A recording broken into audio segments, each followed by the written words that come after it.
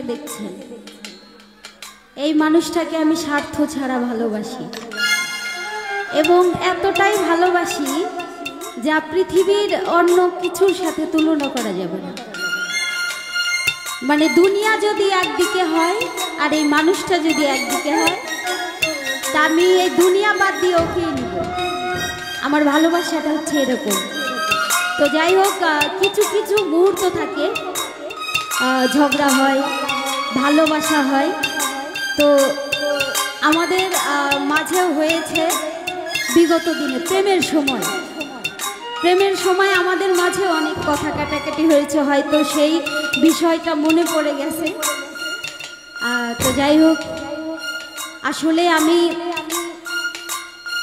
ওকে বলবো, আমি দুনিয়াতে যতদিন বেঁচে থাকব, আমার নিঃশ্বাস যতদিন থাকবে, আমি এই একটা মানুষের সাথে থাকব, আমার প্রাণ যতদিন থাকবে। ধন্যবাদ।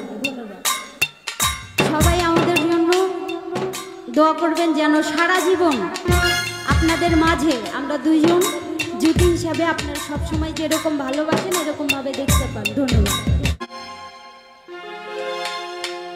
ওরে আপন মানুষ চেনা বড় দায় গো,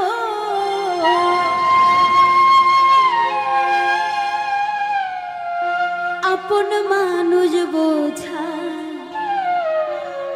বড়ই দায়। চাইলে তারে যায় না ভোলা, বুকের ভিতর কষ্টের মেলা। চাইলে তারে যায় না ভোলা, বুকের ভিতর কষ্টের মেলা। আপন মানুষ সবচেয়ে বেশি আপনকে কাঁদাই গো, আপনকে কাঁদাই। আপন মানুষ চেনা বড়ই দায় গো, আপন মানুষ বোঝা বড়ই দায়।